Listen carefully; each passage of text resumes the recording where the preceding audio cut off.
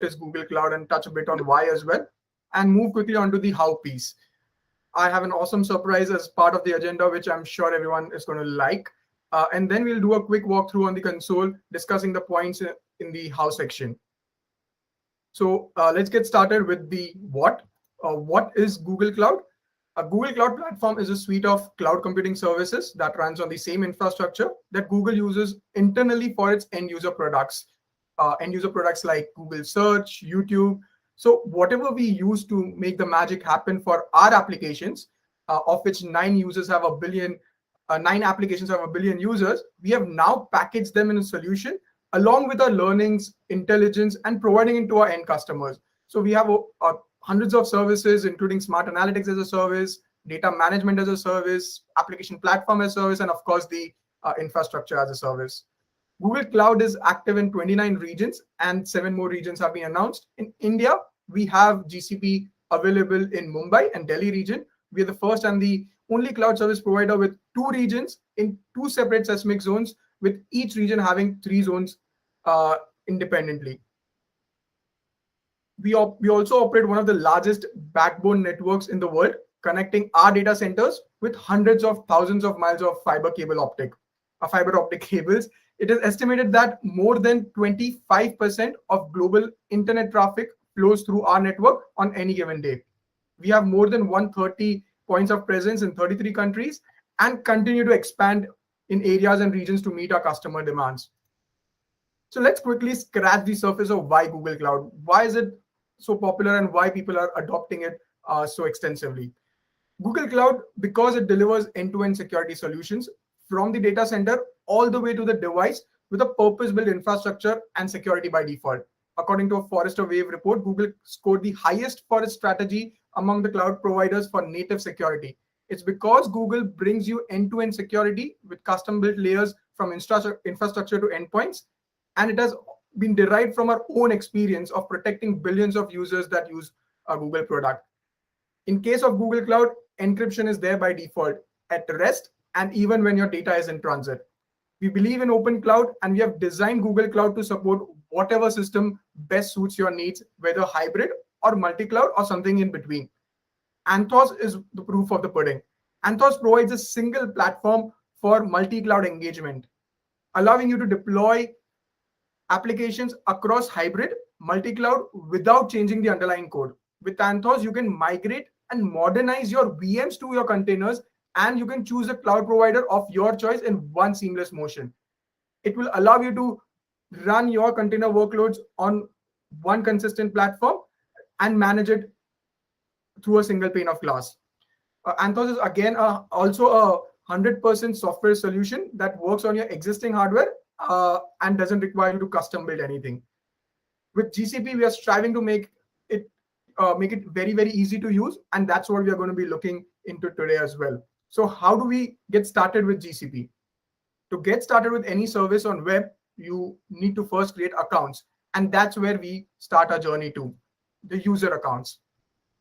There are 2 types of user accounts when it comes to Google Cloud. In fact, when it comes to Google as a ecosystem as well. First is the consumer users, and second is the managed users. Consumer users are managed by individual and can be created using either a Gmail domain or any email address that can be verified. So you need not be just Gmail account. Any email that you can get verified on, you can create a Google consumer user. However, in a formal organization setup, this is actually not recommended much. That's where we recommend our managed users, where the users are created and managed by organizations. Where exactly? These users are managed on Cloud Identity. Cloud Identity is the application that's responsible for authenticating enterprise users to every other application in Google's portfolio. If developers in your organization use non-managed consumer accounts like personal Gmail accounts or Google accounts that were created using their work email addresses, those accounts are outside of your control. When you migrate those users to Cloud Identity accounts, you can manage access and compliance across all users in your domain. So a consumer user created with say anycompany.com can be migrated to a managed user account by Cloud Identity. So you may start off with a consumer account, but you can always migrate those accounts into a managed account. Cloud Identity provides free identity services for users who don't need Google Workspace services like Drive or Gmail. When you migrate to Cloud Identity or when you start using Cloud Identity, you actually manage all of the accounts through a Google Admin Console. Setting up Cloud Identity is a prerequisite to onboarding your organization onto GCP. So if you are looking to start your application or you're starting to look at Google for hosting your applications, Cloud Identity would be the first place that you would have to start with. So upon setting up a Cloud Identity instance, you will be asked to add a domain that you own, typically your company's main domain address that you have, and you will be asked to validate that you own this domain, right?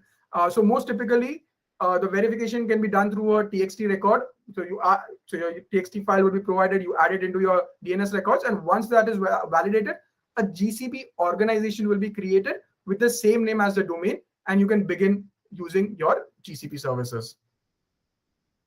There are tons of other features that Cloud Identity provides, and are very, very relevant for GCP as well. So when we look at GCP, it provides you with user lifecycle management, account security controls, and single sign-on capabilities, in addition to various other services. We'll not dig deep into all of these, but it is important to know that Cloud Identity is going to be the first point of contact for you to get started. So to create a Cloud Identity, you start with the above URL, which will allow you to create an organization resource and also create managed users. As I had mentioned, you can also start off as a consumer user. So while Cloud Identity allows you to create and manage organized users or managed users, you can also start off with consumer users. If you have a Google account already, something you can verify from accounts.google.com, you can directly get started and type in console.cloud.google.com, provide the credentials to log in and get started. In case if you do not have an account, you can again go to console.google.com, cloud.google.com, and click on the create account button over there, which will allow you to get started by creating your Google consumer user and then logging into the Cloud Identity. So once you have the user accounts created, the next step would be to create the resources. So there are 3 different nodes in Resource Manager to manage it hierarchically in the Google Cloud setup. The organization is the topmost resource, and it represents a company or a large independent business unit, and is represented by the DNS domain name that you would have. So all resources in an organization belong to that particular company. Folders within the organization lets the administrators define a hierarchy of up to 10 levels deep. So you can have subfolders that go 10 levels deep, and you can manage your different resources within it. Projects within the folders are the envelope of a set of GCP resources that are consistent together. So for instance, representing an application in an environment. So for example, you would have a particular application that has been created. So all the resources that particular application require will be part of the single project. That project would be part of a particular folder. A folder you can create specific to a department within your organization, and all multiple folders together would form the organization.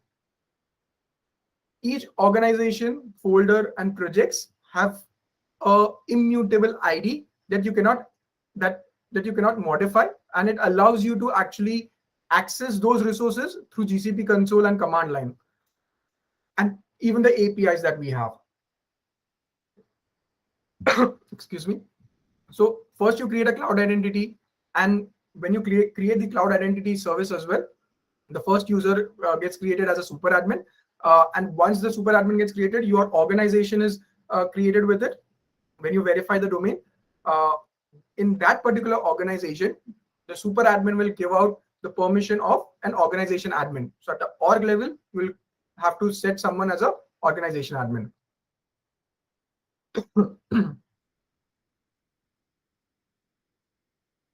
That's what I was just talking about. The Google Cloud starts with organizations, and when you don't have access to any organization, the projects are created as orphan projects. And once a user gets access to any organization, this user cannot create orphan projects anymore.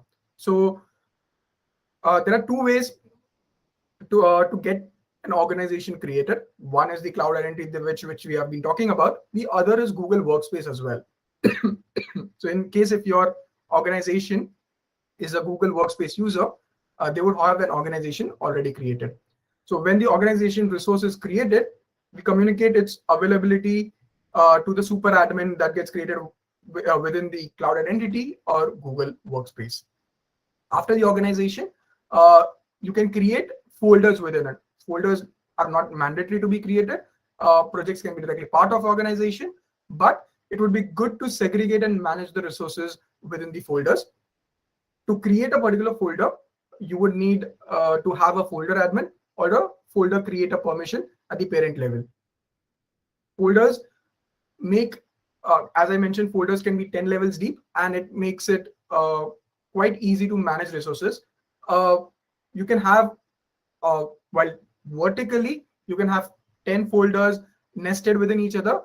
When it comes to horizontally, you can have up to 300 folders at the same level. So a project is required when you get started with Google Cloud Platform. Organization is something that is I won't say optional, but it is recommended. And while you do not need to have an organization to get started with Google Cloud Platform, project is something that is mandatory. And all your resources that you create, that is any of the GCP resources that you would be creating, are part or belong to exactly one project at a time. You can move resources across projects, but they are always going to be part of just a single project. Billing accounts. Billing account is set up in GCP and is used to define who pays for the GCP resources that are getting created. Excuse me, just a sec.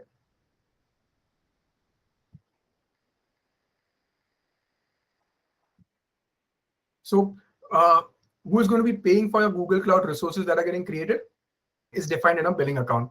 A billing account is connected to the Google Payments profile that includes the payment instrument to which costs are going to be charged. So what is a Google Payments profile? Google Payments profile is a Google level resource, and it is managed through payments.google.com, and it connects to all of your Google services, including Google Ads, or Google Phone services, Google Play services. All of it can be tagged to a single Google Payments profile. There are two types of profile. One is individual, other is business. So if in case you're getting started as an individual, you can create an individual payments profile, or if you're starting it on behalf of your organization, you can create a business payments profile. And once you have the business profile created, the billing for Google Cloud resources can happen in two ways. One is self-serve, where the payment instrument is either a credit card or a debit card, and costs are automatically charged onto it. The other is the invoiced. So the two types of accounts are self-serve, and the other is the invoiced. In case of invoice, the payment instrument can be in check or can be wire transferred. So invoices are created at regular levels and sent across to the customers. So how do I create a billing account? We first started off by creating the cloud identity. We created resource, which is the organization is what we started with. And within that, we created folders, we created projects. And next, we are creating a billing account so that we can start creating resources within the projects and start consuming them. So to create a billing account, you will have to go to the Google Cloud Console. Once you log into the Google Cloud Console, in the left section in the menu, you would have something called as billing. Within the billing section, you can select the manage billing accounts and create an account and set up a payments profile. In case you already have a payments profile created, you can just leverage that, or you can create a payments profile and define the billing details that we had just alluded to. Once you have created this resources, you've created billing, you have tagged the resources, you would want to control the access at various levels. So even if you have an organization, you have folders, you have projects created, who can manage what, who can see what is what we'll define in the access management. Two aspects to our controlling access. First is authentication. Authentication refers to the aspect of identifying a user, typically done through a process in which a user provides a form of verification, that is password or a key or something like that. The second aspect is authorization. Authorization refers to set of permissions that a user is allocated post authentication. So what can a user do with the resources after it is logged in. So that's what we would define in terms of authorization. Authentication piece is something that we manage through cloud identity and what we looked into. The authorization piece is something that we manage through something called as cloud identity and access management, cloud IAM services, which is going to be managed through your cloud console. The most common framework for authorization is the RBAC framework, which stands for role-based access control. In RBAC, authorization is granted in form of three-way relationship between the identity, the permissions, and the resource. So who has what permission on which resource? In relation to Google, we implement this with three distinct verticals. As I already mentioned, cloud identity, cloud IAM, and when we want to audit the changes and audit the access, we use something called as audit logging services. So when it comes to identity and access management policies, they are inherited at the various levels that we looked into in the previous slides. So the effective policy for a particular resource is a union of policies set on the organization level, the folders, and the project it is part of. So it inherits all of those permissions, and it is very important to keep that in mind. So if you set a permission at the org level, it gets applied to the resources within it as well.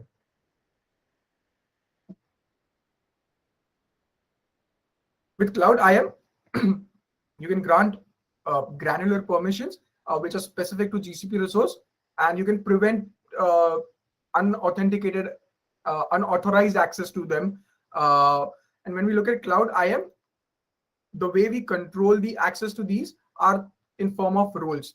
So there are three types of roles in cloud identity and access management. The primitive roles, these are the legacy roles. They are good to start off with, but should not be used when you are actually looking to implement a least privilege access. The second type of role is the predefined roles, which are designed by Google and we regularly update it as well. They are service specifics and give an easy way to implement a finer grain access to the resources. And the third one is custom roles, which can be defined at a project level, or you can define it at the organization level as well. So primitive roles are the legacy roles, predefined roles are what Google creates and manages it and keeps on updating it as well. And custom roles are something that you can create and define what it can do and control at which level it gets applied as well. It can be at organization level or it can be at a project level as well. In case of Cloud IAM, it is, and the roles that we create, it is pretty simple. We created it, we manage it through something called as IAM Policies. Three aspects to it: permissions, roles, and IAM policy. So IAM policy is set of identities for a set of roles and what a particular user can do to a particular resource. It is typically in the form of service, resource, and work. So for example, you may have a compute instance delete, which would mean that and any user having any role having that particular policy associated would be able to perform that particular action. So just to simplify, at the end of all of it, users are created and managed through cloud identity. You can upload users either manually, you can go ahead and create, or you can upload it in form of CSV file or use REST API calls to manage multiple users at the same time. So cloud identity for authentication, you can create groups as well and define different groups to manage their to make it easier for Cloud IAM to set permissions and roles on. So cloud identity, you have the users created, you have groups created, and in Cloud IAM you define the roles that these groups and users would have and can perform on the various resources. While we looked into these things, there are 3 ways, or rather 4 ways you can actually access and control your Google Cloud. So as you can see from the diagram above, there is Google Cloud SDK, software development kit, the Google Cloud Console, and the RESTful APIs through which you can manage the whole Google Cloud services that you have. And we also have a mobile app. So with that, we looked into what all things would go as a precursor to getting started with GCP. And now when you're actually going to be hosting, or you would want to host your first application, how do you exactly get started? That's where we would start off with the network piece. You would start with creating a VPC, that is a virtual private cloud. Now Google Cloud's VPC is really, really special. In case of Google, VPC is a global resource, which means that if you can have a single VPC that spans across the globe. This is great as you define the network policies and firewall rules. You just have to do it once. So if you have an application that is going to be spanning across the globe, or it's going to be scaling across the globe, then you don't have to worry about reapplying those firewall rules and routing policies. Within a GCP, we have various subnets. We have various subnets as well. And it's at the subnet level, you would be defining the CIDR block range. Subnet is also a regional resource and not just restricted to a particular zone. So you would create a VPC with a subnet within it. The subnet would be the region in which you want to host your cloud resources. DNS service is what would be required to route the traffic to your application. And Google Cloud has a global, scalable, 100% SLA service in form of Cloud DNS. You can use Cloud DNS not only for your public namespaces, but also for your private namespaces. So we have created the network where we have defined the subnet. We would be creating our domain identities and domain identities in the domain namespaces in the DNS. And when we get started with hosting the application, one of the most important aspects would be load balancing. So GCP has a wide range of solutions for meeting all the load balancing requirements. It's a fully distributed, globally available and software defined load balancing service that Google provides for internal users or for internal load balancing applications. You can use the L3, L7, L3, L4 TCP UDP load balancer, or you could be using the L7 HTTPS load balancer. The scope of these load balancers is regional, so the backend resources would be in a particular region and are created in a particular region. When it comes to external load balancing capabilities, again over here Google has various options to meet various requirements. In addition to the L3, L4, and L7 solutions, we also have TCP proxy and SSL proxy as the additional load balancer, which can be regional or global depending on the network tier that we choose.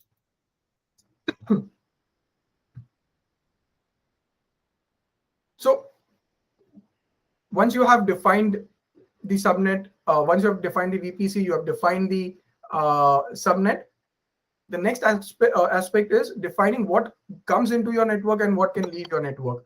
That's where firewall comes into picture. Firewall controls what can reach and leave a virtual machine within the network.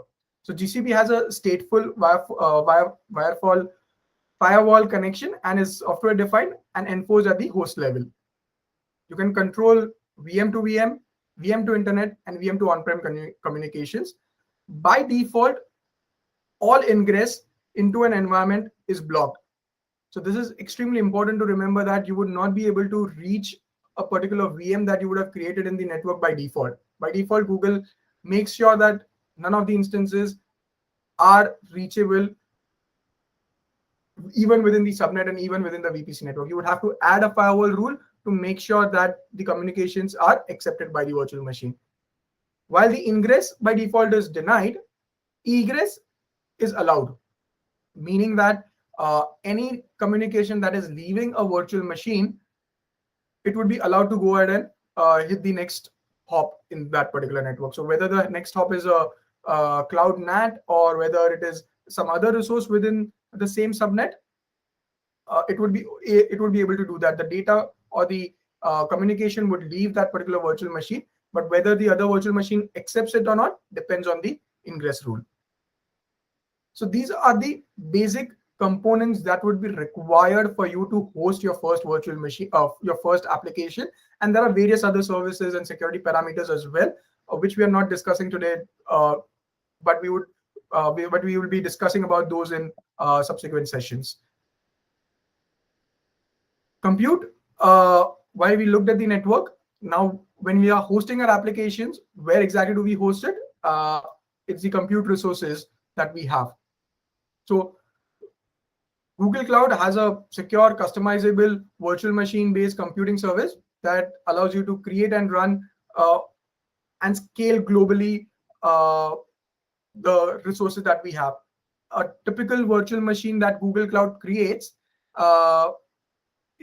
can be customized to your requirement. This is very, very useful because unlike getting fixed into the t-shirt sizes that you would generally have with virtual machines, where the number of vCPUs and the amount of RAM is predefined, you can go ahead and customize the vCPU to RAM ratio based on your requirements. So whether you need 2, 4, 8, 6 vCPUs and say again 8, 10, 12 GB of RAM associated with it, you can go ahead and do that. So on an average, the custom machine types result in huge savings and can result in more efficient utilization of the resources that you have. When it comes to operating systems as well, Google Cloud has various solutions or various options for that as well. In form of, for Linux, the Debian, CentOS, Ubuntu are totally free. In terms of paid Linux services, RHEL and SUSE Linux are something that you can pay and avail the services of. In addition to that, Windows Server Data Center for the older environments as well as the newer environments is available. And for any virtual machine that we have, the startup time is extremely, extremely quick. That is something that you would experience when you would also get started. If you're hosting if you're creating a virtual machine on cloud, the Google Cloud, it is going to be extremely, extremely quick. With respect to VPC subnets as well, they get spinned up, and all of these, whether they are global or regional resources, they spin up really, really quickly. While you're creating your compute engine or a virtual machine, you would have to choose a disk as well. When it comes to Google Cloud, there are various disk solutions as well, whether we call it as persistent disk, and there are various flavors to the persistent disk as well, whether it is standard persistent disk, balanced persistent disk, or SSD as well. The local SSD solutions are again highly efficient, extremely, extremely fast solutions, usually used for high performance computing or solutions where you need the disk to be extremely, extremely highly performant. Each disk that you create on Google Cloud can be of size up to 257 terabytes. Over here it's stated 64 terabytes, but now we have increased that limit to 257 terabytes. So maximum amount of disk size would be 257 terabytes of disks that you would be able to connect to a particular virtual machine. With that, we would also need a managed instance group. So if you want to host your first application on Google Cloud, you would want to make it resilient as well, so that in case something goes wrong, we are able to automatically or auto heal those services. Google's managed instance group is a collection of identical VM instances that you control as a single entity, and the single entity is called as instance template. So you create an instance template, and you then use that instance template to spin up virtual machines within a managed instance group. So you can easily update all these instances in a group by specifying a new template in form of a rolling update. Again, since it's a rolling update, it wouldn't go ahead and apply to all the instances together. It would be applied gradually. So if you have 4 instances running, it would start off by taking out one instance, applying the update, and adding it back to the pool, and controlling the traffic to the newer instances based on that. Also, when you have applications that would require additional compute resources, managed instance group can automatically scale the number of instances in the group The managed instance group comes in very handy with the load balancing service, because the load balancing services would distribute the network traffic to all the instances in the group. So if an instance in a group stops, crashes, or gets deleted by action other than the instance group command, the managed instance group would automatically recreate the instances, so it resumes its processing tasks. The recreated instance uses the same name, the same instance template as the previous instance. So managed instance groups can automatically identify and recreate unhealthy instances in a group to ensure that all the instances are running optimally. With that, we would very quickly look into, or we'll just summarize what we have done and then jump into the console. Summarize, you start with user accounts, create a managed or a consumer user account, move on to creating resources. You start off by creating a organization resource. Within that, you will have folders and projects. With resource management, you also need to look into the billing aspect of things, and you can create a payments profile and associate it with your Google Cloud project, so that all the resources that get created within it are charged with that particular payments profile. Once the resources and the billing has been set up, you can control the access to it via access management. Cloud identity allows the authentication piece. Cloud IAM services allows the authorization piece. When it comes to administration, communicate with your Google Cloud instances through REST API, through Google Cloud SDK, or the Google Cloud Console as well. When you're getting started with hosting your cloud services, you will have to start off by creating a VPC. In the VPC, you will have to define the subnet and define the firewall rules to ensure that the communication can reach those instances that you will be creating within it. We also looked into load balancers and DNS service that would be required when you are hosting a web-based application. Next would be compute resources. We very quickly looked into a virtual machine and what exactly a managed instance group is. Great. So with that, we'll quickly jump into the console tour. And as I promised, there is something very special that has been created by Google Cloud very recently, and that's what I would be starting a demo with. So this is what has been created by Google Cloud. Let me start by sharing this. It's the Google Cloud Architecture Diagramming tool, which will allow you to create all the architectures on Google Cloud. There are a lot of predefined architectures as well. So if you see over here, sample apps, serverless apps, so that's what we are also going to be doing. You can just get started. I'll share this particular link.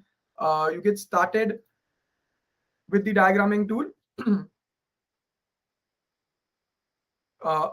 So over here, you will have all the components that you would require for working with any of the Google Cloud services. And over here, you will see there are a lot of predefined solutions as well. Let me just check out. Yeah. So in the diagram sections, you would find various components, various architectural diagrams, various solutions which have already been designed for you. Over here, if I'm just getting started, I can probably select just the sample app diagram. And if I just drag and drop it over here on the canvas, let me just drag and drop it again. Where did it go? Okay, yeah. I've been actually playing around a lot with this. This is a really amazing services that has been created, so I've been playing around a lot with it. Let me just try and pull in some other architecture. Yep. Yep. So this is the standard architecture that you can get started with. You can add in the compute resources. You can add in the other components that would be required to hosting the sample application. In our case, I'm just going to try and pull in again the sample app that I wanted to create or showcase today. Unfortunately, it's not allowing me to do that. Just give me a second.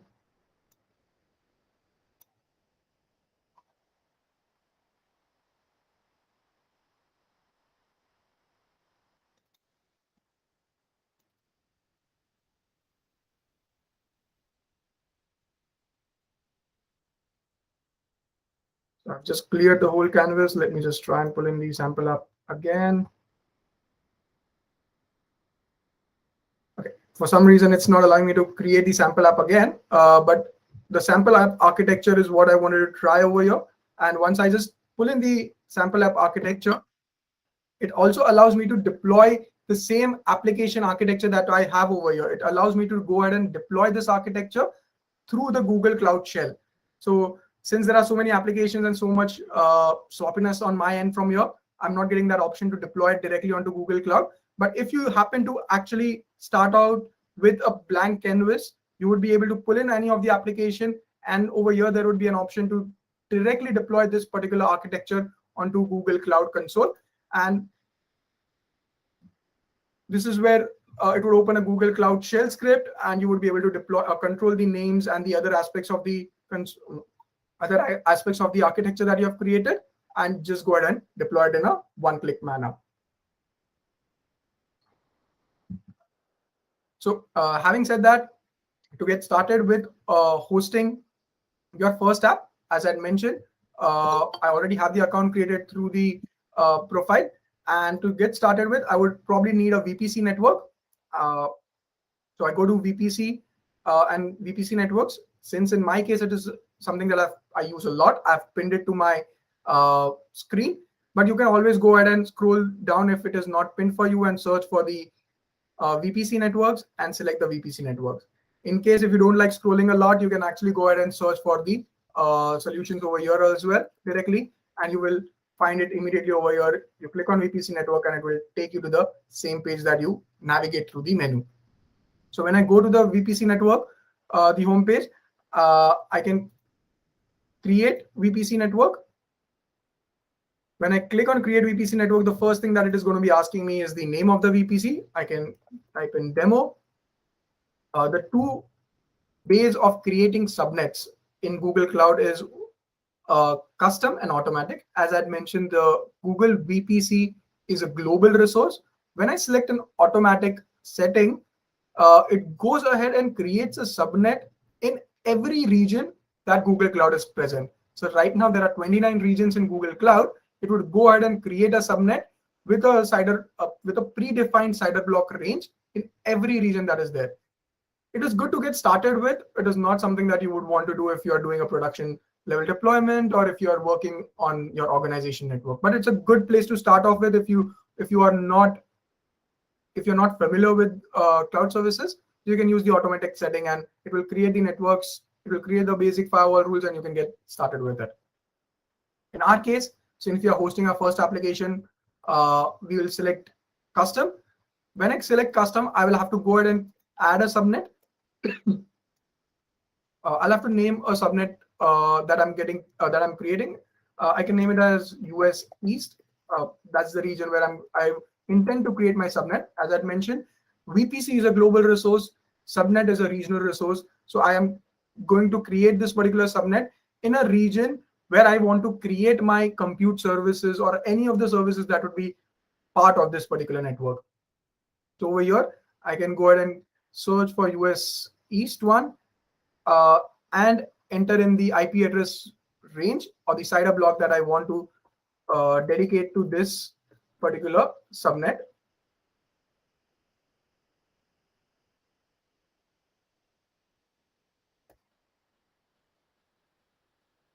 Oops, okay.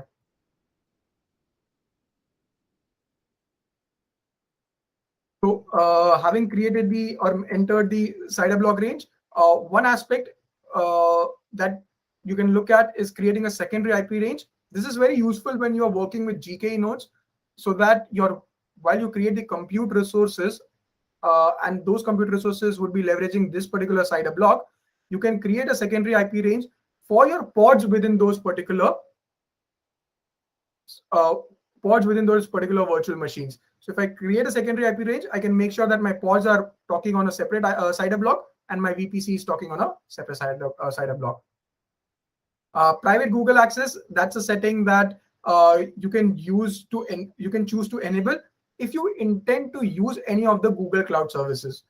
So for example, if you plan to host an application which in backend will go ahead and talk to Google Cloud Storage, while the Google Cloud Storage is part of the Google Cloud services, and we want to traverse or connect to Google Cloud services or Google Cloud Storage over the Google's highly efficient backbone network, you can choose private Google access so that the virtual machines without an external IP address can also go ahead and talk to the services which may or may not be exposed over internet. So private Google access allows you to access other Google Cloud services through a private network. Flow logs. So the VPC flow logs allow you to understand what exactly is coming into a virtual machine and what exactly is leaving your network as well. So it is very, very efficient, very, very useful. But having said that, it creates a large number of logs. So you would just want to be careful about enabling it from the start. It's good to enable it when you're not when you're facing some error or when you're facing some issues and you want to do a little bit of troubleshooting. That's when you can enable the VPC flow logs. It doesn't affect the performance as such, but it just creates a large volume of logs. You can add additional subnets. As I had mentioned, one VPC global resource, you can create subnets within the same region or other regions as well. You can define IPv4 firewall rules as well over here. In case if you have, so these are the standard rules that is getting created with. And the routing in this particular subnet creation or this particular VPC, I'm keeping it as regional. What it means, regional and global, it means that so for example, if you have a VPN that has been created in a region, in a subnet that is in India, and you want, and you're creating a resource in a subnet that is in US, if you enable global routing, the resources that are getting created in US would be able to use the VPN services that have been set up in the subnet in India region. So with that, I can go ahead and click on create, and that would go ahead and create that would create my resources. Okay, let me just, I think so I had entered the information. Let me just go ahead and try and add it again.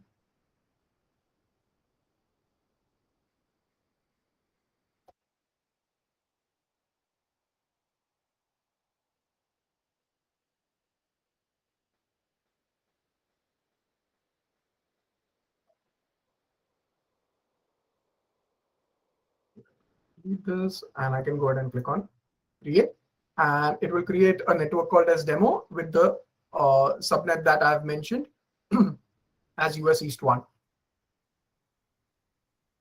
With that, I can also go ahead and I'll just go ahead and create a compute resource as well. So compute engine and VM instances. And when I'm creating a VM instance is going to be part of a particular subnet. So my virtual machine that I'm going to be creating right now, it needs to be created in a region in which my subnet already exists. So I can click on create instance over here.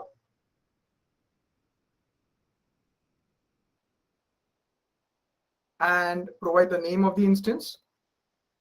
Demo instance 1.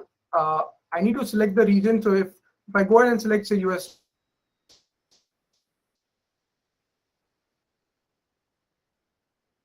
I select a particular region, I need to have the I need to have a VPC. VPC is a global resource. I need to have a subnet within that particular region available. So right now we created a subnet in US East 1. So I'm going to select that zone, as each of the Google region has 3 zones. I select the zone that I want to deploy this particular VM in.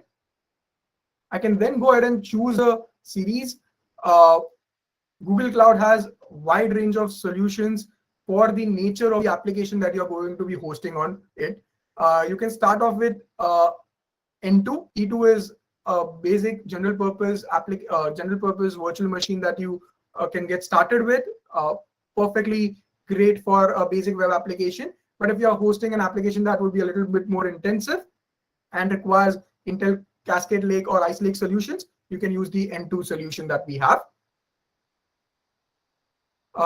There are various other settings that you get with the Google Compute resource, but we'll very quickly just look at the mandatory ones that you need to get started with. So I've given the name, I've chosen the service and the machine type. Machine type would be the number of vCPUs and the RAM configuration. As I mentioned, we can have a custom solution as well, where you can mention the vCPU and the RAM configuration that you want. So this is extremely useful for making solutions and creating virtual machines which are highly efficient.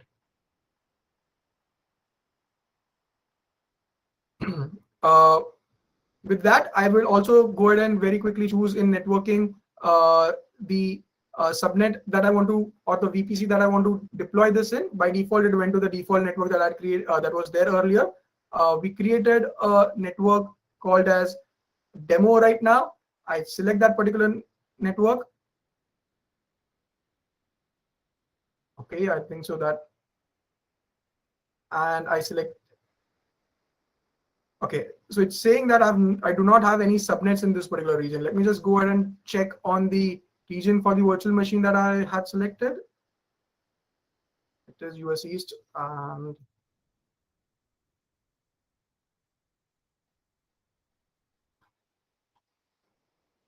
well, it says I do not have a subnet in that particular region, but let me just verify that very quickly.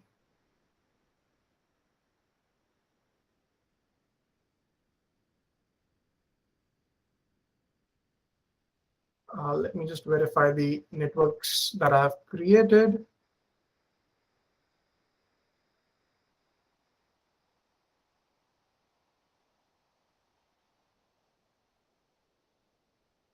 So I've created the demo. Demo has been created in US East 1. Let me just go back to my compute resource and confirm it. It should allow me to create my instance in the US East region. I have a network over there already created. So let's go ahead and try creating it once again.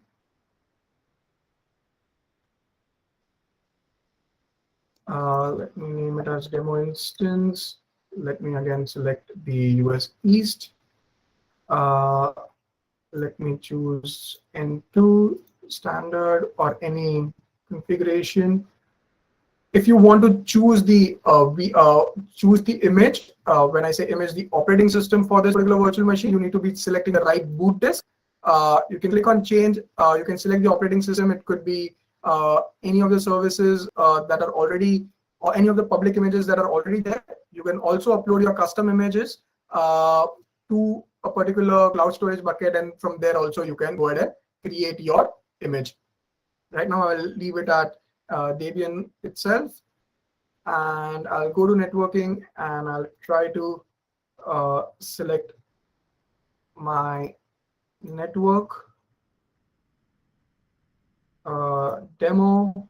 Okay, yeah, now it has picked up. It's allowing me to select my US East network. If you intend to have a external IP address for your virtual machine, you can select external IP address. Either it could be ephemeral, or you, in the VPC networks, you can actually go ahead and reserve a static external IP address as well and choose over here. You can attach additional persistent disk, and there are various other settings which we would not be delving deep into, but you can go ahead and click on create, and you would have your virtual machine deployed in the US East region, and it is going to be extremely quick. And once it gets deployed, I can SSH into that particular virtual machine. With that, I would end the console walkthrough. Do check out the diagramming tool. It's not giving me the options right now, but it is very useful. I used it just yesterday to create an architecture. I clicked on deploy, and I was able to deploy the complete visualization that I had created for my my project, and it was really very powerful and useful. So do try that out. And with that, I'll open up the floor for any questions in case if you have any, or if you want to check out any, or if you want me to try out something on the console, let me know. With that, I open up the floor for questions.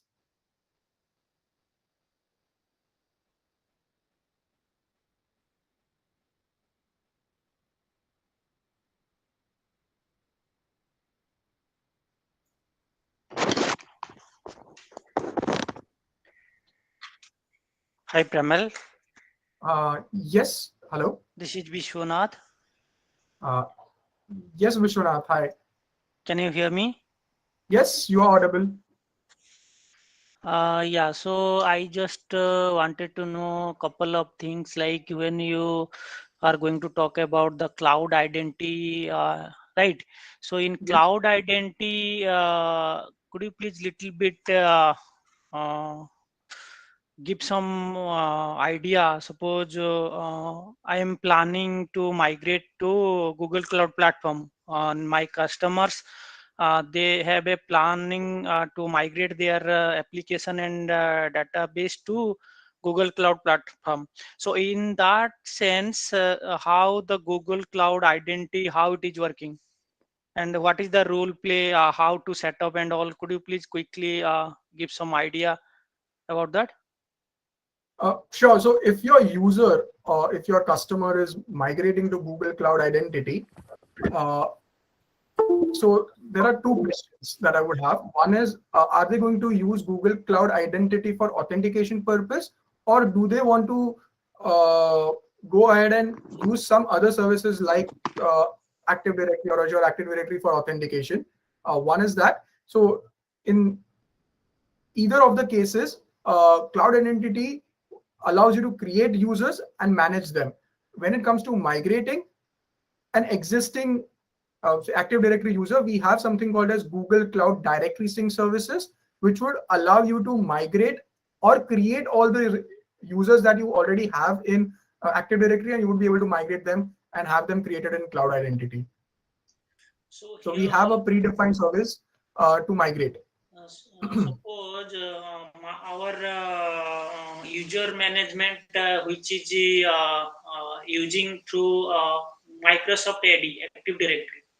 Then we are using Google Cloud Directory Sync to sync the all users management through our Google Cloud Identity.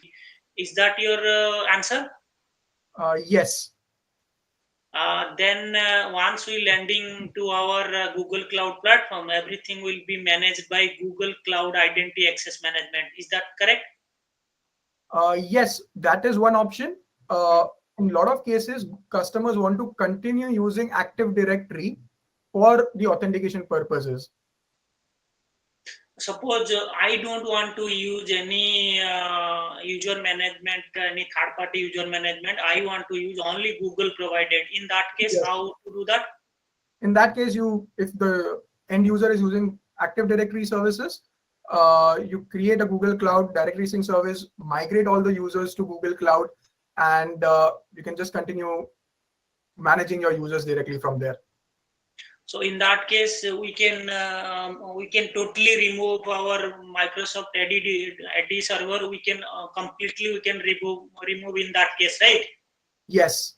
Yeah, that is very very interesting and very good thing, because if you will collaborate with any other third party service or any other services, then it will be very difficult to manage. But if you have an option, suppose some customers they are planning to migrate to Google Cloud platform, so completely will be in one boundary and everything will be managed on Google Cloud only. We should not worried about any third party softwares and all. So it is a very good things as for my understanding. Is that correct? Yes, you are absolutely right. We can use the GCDS, as we call it, to migrate all the users to Google Cloud Identity and manage all the aspects from it from a single pane of glass. Okay, and one more thing you would like to show one super and interesting things recently launched by Google Cloud, which is Google developer, how we can create a architecture diagram. So in that case, it would be super helpful for cloud architect. But I think because you have very limited time, so that's why maybe, and you are also facing some issue to show the demo, right? Yeah, so I had actually been playing around a lot with that particular tool. I really love it. That is why I have created so many things on that canvas. I think I was never there able is to. a option called drag and drop. Without drag and drop, I think double click will work, because yesterday I Uh, was trying. Once you enter into that, then you double click over there, then it will automatically generate. Drag drop will sometimes drag drop is not working. I think so, but I'm not sure. sure, I can try that as well. Uh, Uh, Let me just go ahead and try that. uh, Having said that, the reason this particular tool is useful not just for architects but for developers as well is because many times it is very important to plan the architecture, how you're going to be deploying, but it takes a lot of effort. This particular tool makes it very easy to get started with things.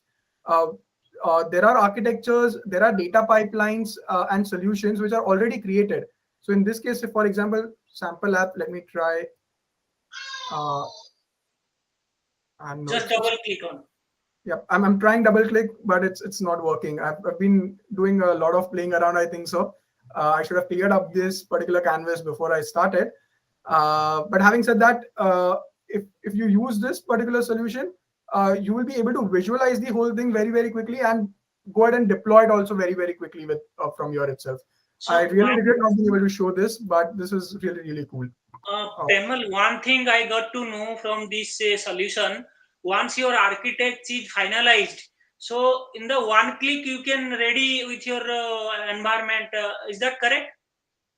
yes, that's absolutely right. So once you have the architecture defined over here, Hmm? yesterday itself I did a deployment because this was a tool that even I just discovered over the weekend, and I thought, okay, I really need to talk about this tool because if you are designing solutions on cloud, on Google Cloud, this is a tool that is going to be very, very useful. Over here, you have an option called as uh, deploy, or I forgot the exact terminology. It says one click deploy. So once your architecture finalized, then there is an option over here.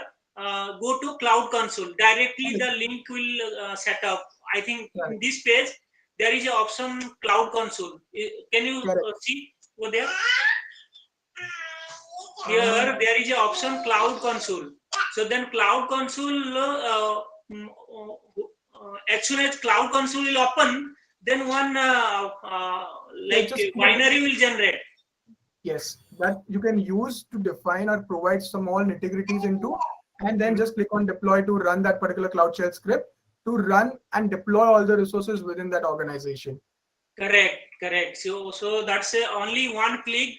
Whatever as per your architect diagram, then it will set up a environment for you as for your architecture design. So that is very interesting and super quick. So I'm very love for this solution.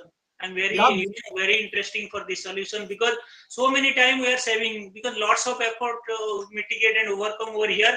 Because if one click, as per our architect diagram, if one click will create our environment and managing all those things, it is very, and it is, I don't have what to explain over here. as I Because said, yeah, it's a surprise that actually even I got over the weekend, and I was really happy about it. So I thought I really need to add it to the conversation that I'm having today. Even though if I have to cut down on my demo time, it is okay. I was actually trying to do a lot more.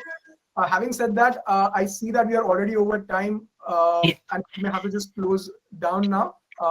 Over to you, Nilay. Yeah, yeah. yeah, Primal, just one thing, like, hey, Biswa, sorry to cut you over here. So, in case you have any other questions, and rest of the folks, you can just drop them in the discussion line. I'm sure someone from our team will be happy to respond to those.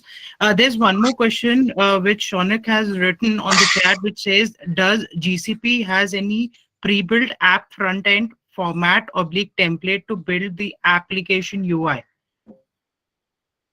Uh, So there is something called as Google App Sheet, which would require you to have in background either a Excel sheet or a database. So if you have any of those things ready, so if you're talking about a low code, no code kind of setup, Google App Sheet is the solution that you're looking at. So there are templates available which can be used to get started with.